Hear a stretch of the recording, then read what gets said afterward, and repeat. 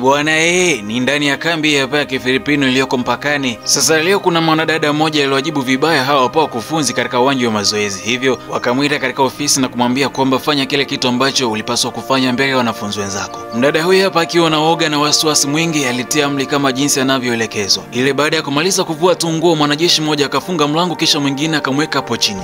Lengo lao wanataka kumwingilia kimwili wote wawili. Naam, issue hapa ilianzia hivi.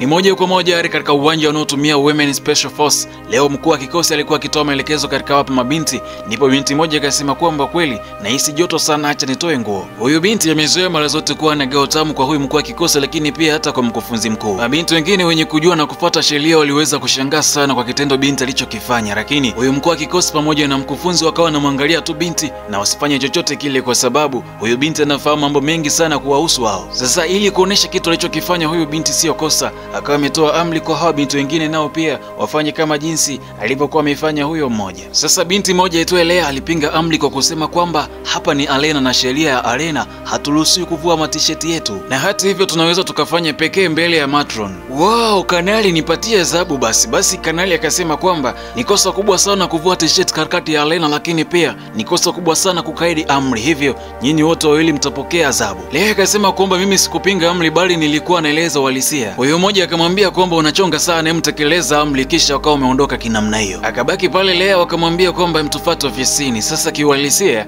yule mwingine hawezi kumwadhibu kwa sababu anafahamu mambo mengi sana kuwahusu hawa hapa wakufunzi. Yaani kanali na mkufunzi mkuu wa Women Special Force wana tabia chafu ile mbaya katika hapa kambi. Basi walikuwa wakimdiscuss Lea nini cha kumfanya baada ya kuwa amekaidi amri yao. Kweli Lea aliingia kama jinsi ambavyo walivyokuwa wamemwelekeza aingie katika ofisi. Lea akaanza kuomba pale msamaha kwamba mimi sikumaanisha kuweza kukaidi amri yako, bali nilikuwa nafanya vile ili tu niweze kueleza uhalisia. Lakini mkuu akamwambia kwamba unajua kukaidi amri ya mkuu wako ni kosa ambalo linaweza likaita court of martial. Lea kadakia kwa kusema kwamba atatekeleza adhabu yote atakayompatia, ila tu kesi yake wasipeleke katika mahakama ya jeshi.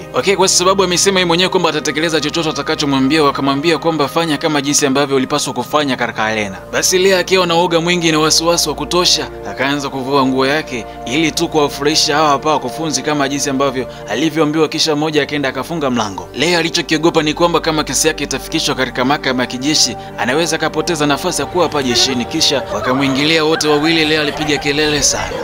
Sasa baada ya kumaliza kanali akamwambia kwamba kilichotokea hapa ni siri yako wewe na sisi. Lea akasema kwamba ukweli sikustahili haya yote. Kanali akamwambia kwamba ulichostahili ni hicho ulichokipata, kisha wakamburuta na kumtoa katika ofisi, kisha wakiendelea kumpa makanyo kama atafungua mdomo kitu kibaya kinaweza kikamtokea katika maisha yake. Hawa jamaa hawana huruma na wamekuwa wanafanya hivi kwa muda sasa. Basi miezi miwili iliweza kupitika. Lea hatimaye akawa ni mjamzito. Kwa bahati mbaya alipoteza lasketi yake ambayo ndani yake ilikuwa na blazer yake pamoja na kipimo cha mimba. Baada ya hivyo vitu vimepatikana vikaenda moja kwa moja katika court of martial, na kisha wakaanza uchunguzi na kugundua kwamba ile blazer ilikuwa ni ya Lea pamoja na kipimo. Basi mdada huyo akafukuzwa pale kambini, lakini moyoni mwake alikuwa akisema kwamba waliohusika lazima wawajibishwe kisheria. Basi kwa wale wote wapenzi na wafuatiliaji wa movie za Kifilipino, hii hapa nyingine kali kabisa unaweza kuicheck kupitia Sinopino TV. Hii hapa ni channel ya E7 Pass, nami unaniita mkali wa love story Eli. Unaweza kanicheck kwa namba ya 0686244392 kwa issue zote za collaboration, business, matangazo. Unaweza kanicheck kupitia WhatsApp namba hiyo. Sasa huyu hapa anaitwa Bisala, unaweza kumpata kupitia mawasiliano yanayopita kwenye skrini yako. Huyu ni fundi na ni bingwa wa dawa zote za mitishamba, yaani magonjwa yote ambayo yameshindikana huko hospitalini. Ukimwona Bisala basi matatizo yako yote yatakuwa yametatuliwa. Lakini pia kwa wale watu ambao wanahisi nyota yao imechukuliwa, basi Bisala yupo kwa ajili yako.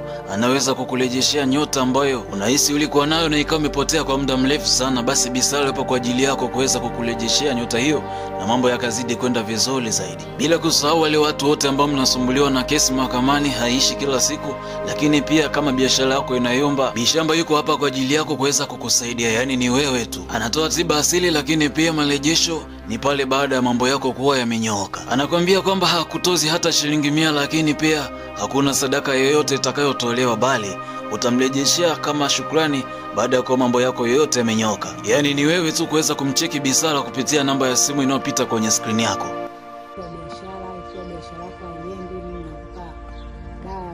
Biashara inaenda vizuri, unafanya biashara na pesa unafanya, hamna chunaleta wala nini. Mtu wa mapenzi, kama mtu amekosana na mpenzi wake, anarudisha mpenzi wake, anarudiana na mapenzi yanaendelea vizuri. Pia na inasaidia kushinda kesi mahakamani, ukiwa na kesi hata ikiwa mbaya vipi. Okay, basi tuendelee mbele na ngoma hii hapa. Msimuliaji anasema kwamba Lea baada ya kuondoka katika hii hapa kambi ya jeshi, hakufika mbali. Kanali na mwenzake walimundia njama katika safari yake, walimshambulia na kuweza kumuua kikatili sana. Baada ya muda taarifa ikaja kambini kwamba Lea na rafiki yake aliyekuwa akimsindikiza wameshambuliwa na kuuliwa na waasi kikatili sana. Basi hakuna aliyefahamu nani mhusika mkuu katika mauaji ya Lea, bali kuna baadhi ya wanafunzi walikuwa kimuhisi huyu kanali pamoja na rafiki yake. Basi mazoezi yakazidi kuendelea kwa kasi sana katika ile Women Special Force, na hapo jamaa wakazidi kuendelea kuwatumia hawa mabinti siku moja baada ya nyingine. Sasa baada ya Lea na rafiki yake kuondoka na kuweza kupoteza maisha, Women Special Force ikawa na uhitaji wa mabinti wawili ili iweze kukamilika, hivyo wakaongezeka mabinti wawili kutoka kikosi cha mizinga ili kuweza kuziba nafasi ya Lea pamoja na rafiki yake. Sasa mabinti hao ni marafiki sana, mmoja anaitwa Clara na mwingine anaitwa Lucy. Basi wakawa wamekabidhiwa mikononi kwa viongozi wenye uchu kulikoni utu na kiapo alichokiapa. Clara alitokea kupendwa sana na huyu mkufunzi mkuu wa Women Special Force. Wale wenyeji wanaoifahamu tabia ya huyu mkufunzi walikuwa wakimwonea huruma sana Clara. Basi siku moja baada ya nyingine mazoezi yakazidi kuendelea katika Women Special Force. Clara alionekana kuwa ni mzembe sana katika uwanja wa mazoezi, lakini yote kanali pamoja na mkufunzi mkuu alikuwa akiendelea kumfumbia macho kwa sababu kila mmoja alikuwa na malengo na Clara. Binti huyu hapa sifahamu kwamba yupo katika mikono ya watu ambao hawathamini utu, bali wanachoangalia wao ni kitu pekee wanachokihitaji kwa hawa mabinti. Basi kadri siku zilivyokuwa zikizidi kusonga katika Women Special Force, Clara alijikuta akitokea kumpenda sana mkufunzi mkuu. Kanali akamwambia kwamba mawindo yako yamenasa. Sasa Lucy akamwambia Clara, nimesikia huyu jamaa sio mtu mzuri kabisa. Lucy, unaongea ujinga gani huo? Nimesikia watu kamini hapo wanamwongelea kwamba anapenda kutumia sana mabinti. Clara akamwambia wewe naye achana na maneno ya kuambiwa, kwanza kaa kimya usije ukatusikia tunaongea huu hapa puuzi. Sasa upande wa pili mkufunzi pamoja na kanali nao walizidi kuwa discuss Clara pamoja na rafiki yake, kwa sababu wote wanaonekana wako vizuri sana, wamewavutia ile mbaya. Basi mtizo ukazidi kuendelea na baada ya muda wakawa wamepata muda kuweza kupumzika. Wakati huo Clara alikuwa upande wake akiendelea kufanya mazoezi vya hapa na pale, huku tu akimtega mkufunzi aje kuongea naye. Yaani kidada cha watu kimekufa kimeoza kwa huyu hapa mwamba bila kujua kwamba jamani katili na nyamela wa hatari wala hafai kupendwa kabisa. Sasa kwa sababu jamaa alikuta kashaelewa kwamba kibinti kinampenda ile mbaya, wala kutumia muda kuweza hata kukapiga voko. Akamwambia kwamba toka nimeanza kuwa mkufunzi katika hii hapa Women Force sijawahi kuona binti mrembo kama wewe. Ukweli niko lazi kukufanya kuwa mke wangu kwa sababu bado hata sijaoa. Basi kibinti kikawa kinajibu tu kweli Jamaa kaona usintania akamsogeza pale akaramba denda kwanza. Hiyo pekee haikutosha, wakaenda moja kwa moja mpaka kwenye anga analolala binti, yani katika bweni ambalo binti huyo hapa analala. Wakati wengine upande wa pili wakiwa wanaendelea na mazoezi, jamaa akawa amekuja huku na Clara amemwacha kule kanali akiwa anaendelea kuwasimamia mazoezi wale mabinti wengine, kisha anakuja kula mambo huku. Walijua kabisa kwa muda huu hapa pata kuwa na mtu yote katika hapa kambi wa kuweza kuwazuia au kuweza kuwaona, kwa sababu wengi wao wameenda katika fatiki mbalimbali na kuna wengine wapo katika mazoezi hivyo hapa kambini. The Women Special Force ndio waliokuwa wamebakia. Sasa Clara kwa sababu anampenda mshikaji akampatia utamu. Basi baada ya hapo akaja akamwambia rafiki yake Lucy kwamba anampenda sana mkufunzi mkuu wa Women Force na amemwahidi atakuja kumwoa baada ya kumaliza mafunzo. Lakini Lucy akamwambia kwamba ina maana ulipuuza yale yote ambayo nilikuambia na yale ambayo watu wanazungumza kumuhusu huyo mkufunzi. Clara akasema impotezea bwana, hao maneno ya kuambiwa tu wala hata yana mashiko. Lucy akamwambia sikia Clara rafiki yangu, mimi sio kwamba nakukataza wewe kupenda, ila mtu unayempenda una uhakika kama naye anakupenda kama jinsi ambavyo wewe unampenda. Angalia sija akakutumia kisha akakuacha kama wengine. Clara akasema sitaki tena siku nyingine umzungumzie vibaya mwanaume nayempenda. Kwa hasira zaidi akaondoka, huku Lucy akabaki anamsikitikia tu rafiki yake anaenda kupotea. Okay, Lucy akamwacha afanye kama jinsi anavyohitaji na muda ukapita. Sasa Clara akafanya vipimo na kugundua kwamba yeye ni mjamzito, akaja akampatia taarifa mshikaji akiwa na furaha sana, akiamini kwamba jamani atazikubali hizi hapa taarifa. Akamwambia sasa unaenda kuelekea kuwa baba. Ile baada ya kumwambia tu hivi mchizi, ndipo Clara akaanza kuona upande wa pili wa huyu hapa mwamba. Ile kwanza kabisa mchizi ataka kuikataa mimba, lakini Clara akamwambia kwamba umri wako unazidi kwenda na hivyo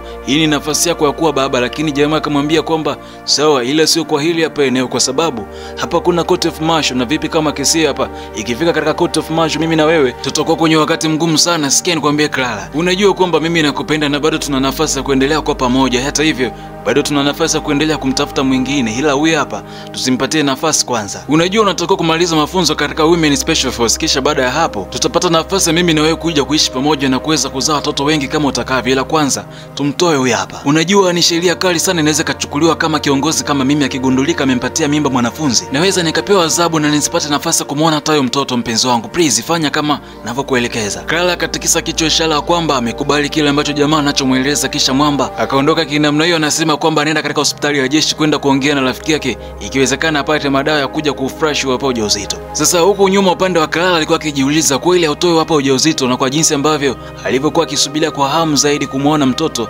aliyembeba tumboni mwake. Haya kweli muda kidogo ulipita, kisha mchizi akawa amerudi kwa kasi ile mbaya, amekuja na maji kisha na dawa. Akamwambia Clara uko tayari kwa jambo hili hapa? Clara akasema ndio. Kisha jamaa akakichukua kile kidonge alichokitoa katika hospitali ya jeshi kwa rafiki yake, kisha akampatia Clara aweze kunywa ili kuweza kutoa ujauzito. Basi kwa sababu Clara anampenda mshikaji, akafanya kama jinsi anavyoambiwa. Alikunywa kile kidonge na kushushia na maji. Yote haya ili asije kumsababishia matatizo mshikaji katika nafasi yake alionao pale jeshini. Okay, Mwamba akamwambia kwamba hautajutia katika ila hapa. Clara katikisa kichwa ishara kwamba ameelewa kile jamaa anachomwambia, lakini kumbe Clara kile kidonge hakukimeza, alikuweka katika chini ya urimi. Binti hakuwa tayari kutoa hapa ujauzito, bali alikuwa anakubali tu ili kumfurahisha Mwamba, kisha akasema kwamba wewe ni mwanangu wa kwanza wala hauna haki ya kuweza kutolewa. Alichosema ni kwamba atajua namna ya kuishi katika hapa kambi ya jeshi wakati akiwa ni mjamzito. Lakini pia alikuwa akiendelea kujiuliza kama kweli ujamaa angekuwa anampenda, angemwambia kufanya kitu kama kile pale. Okay, siku zikawa zinazidi kwenda katika hapa kambi ya jeshi. Wakati kitumbo cha bibi Clara kikawa kinazidi kuonekana, hivyo rafiki yake Lucy akawa anamsaidia kulifunga tumbo na kuweza kukaza kabisa ili asiweze kugundulika kama yeye ni mjamzito. Sasa wakiwa nje wanatembea tembea kwa mbele, Clara alishangaa sana kumwona mchizi yuko na mademu wawili anaendelea kuburudika nao. Lucy akamwambia umeona, kisha Clara akageuka nyuma akashika kitumbo chake moyoni, akasema kwamba kumbe alifanya uamuzi mzuri wa kutotoa hapa ujauzito kwa sababu ingekuwa ni sawa na bure. Okay, miezi 9 iliweza kukamilika. Clara akafikishwa hospitalini, wakagundua kwamba kumbe alikuwa na ujauzito bwana. Sasa mhusika mkuu ambaye ndio ni mhusika wa hapa ujauzito alikuwepo. Daktari akamwambia ndio nini sasa hapa my man, ina maana kufanya kama jinsi nilivyokuambia ile siku, utaiambia nini court of martial? Mchizi mwenyewe akasema kwamba hata sielewi. Wakati huo Clara alikuwa akipiga kelele sana, anasema jamani nisaidieni, uchungu umemshika ile mbaya. Sasa Mwamba akajizilisha wazi kwa kumwambia kwamba hivi ulifikiria nini kuiacha hapo mimba, kwamba unadhani mimi naweza nikaoa kinyago kama wewe? Nina mke na watoto Clara, mimi ni mume wa mtu, kwa nini unataka kuniharibia kinamna hii? Sasa yote haya jamaa anayoongea Clara wala haelewi hata moja, yani anachokitaka yeye ni kumzaa mtoto wake akiwa salama basi. Kwa sababu Clara ameshafika katika hospitali ya jeshi, hivyo analindwa na kusimamiwa na sheria za kijeshi. Basi daktari haraka akaanza kuandaa mazingira pale kwa ajili ya Clara kuweza kujifungua. Basi muda kidogo ulipita na Clara akawa amejifungua salama kabisa. Upande wa nje Lucy alikuwa anaangalia nini kinachoendelea. Kanali akaingia katika chumba ambacho Clara alikuwemo. Akauliza kwa sila nini kinachoendelea. Mchizi akamwambia kinachoendelea ni kama unavyokiona, Clara ana mtoto. Wakati huo binti anaangalia tu wala hata ana pressure. Kanali akasema kwamba hivi umekuwaje mzembe namna hii? Jamaa akasema kwamba mimi mwenyewe wala sikujua kama binti ana ujauzito. Sasa Clara alikuta bado ana maumivu kwa sababu ndo katoka kujifungua tu. Jamaa akasema kwamba sasa inatakiwa tufanye kila linalowezekana kambi hapa asifahamu kwamba huyu binti ana mtoto. Itakuwa ni tatizo kubwa sana kama court of martial akifahamu. Sergeant, hatuna muda tena, huyu mtoto anatakiwa kuuliwa kisha kufuta ushahidi wote. Clara kusikia hivi akasema jamani niacheni mtoto wangu. Kisha Kanali akatoa pesa na kumpatia daktari ili afumbe macho kwa kile alichokiona na kiwezekana afanye utaratibu wa kuweza kumuua huyo mtoto. Basi Kanali akasema kwamba yeye hana muda tena, itabidi aondoke, hivyo wanataka kufanya haraka iwezekanavyo kumuua huyo mtoto aliyezaliwa na kufuta ushahidi wote. Kisha mchizi akamwambia Clara usije ukafanya ujinga wa kumess up tena. Basi wote wakatoka ndani na kumwacha Clara peke yake, wakaenda kutafuta utaratibu wa kumtorosha Clara na mtoto wake ili kwenda kumuua huko mbele.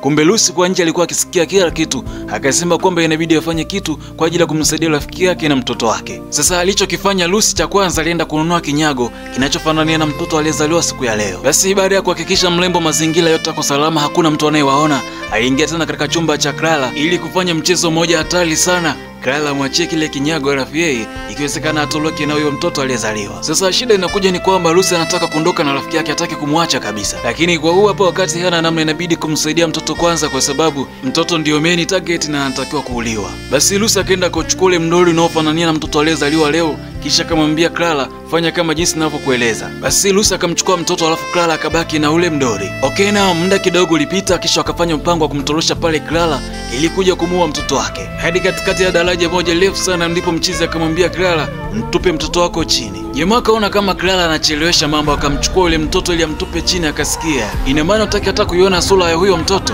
Ndipo mchizi kucheka hivi anakuta mdoli, akajua doa amechezewa. Sasa hii ngoma ilikuwa hivi, ile Lucy alipoondoka alienda moja kwa moja katika court of martial, akaenda akatoa taarifa nini kinachoendelea. Ushahidi ukakusanywa na wale mabinti katika ile the women force wakatoa shahidi kwamba jamaa kweli ndo mishi zake na amekuwa akishirikiana na kanali kutembea na mabinti kutoka katika ile The Women Special Force na pengine ndio waliohusika katika kifo cha Leah. Basi baada ya shahidi kuwa umekamilika, walinda wakamkamata kanali, kisha akatoa maelezo kwamba Sergeant ambaye ni mkufunzi mkuu wa Women Special Force ameelekea wapi na Clara. Basi na hivyo ndivyo ilivyokuwa hadi kuja kumkamata hapa Sergeant akiwa na Clara, anamforce kuweza kumtupa chini mtoto na sijue kwamba yule hakuwa mtoto bali alikuwa ni mdoli aliyetegeshewa. Na ndipo mwanamama mkuu wa upelelezi kutoka katika Court of Martial akamwambia kwamba adhabu zetu zinaeleweka. Basi uovu wa kanali pamoja na Sergeant kutoka katika The Women Special Force uko umefikia mwisho kinamna hiyo. Sasa kwa sababu binti naye amevunja sheria za kijeshi, hivyo hakutakiwa tena kuendelea na mafunzo pale jeshini. Alipewa nafasi ya kurudi nyumbani na kwenda kumlea mtoto wake, hivyo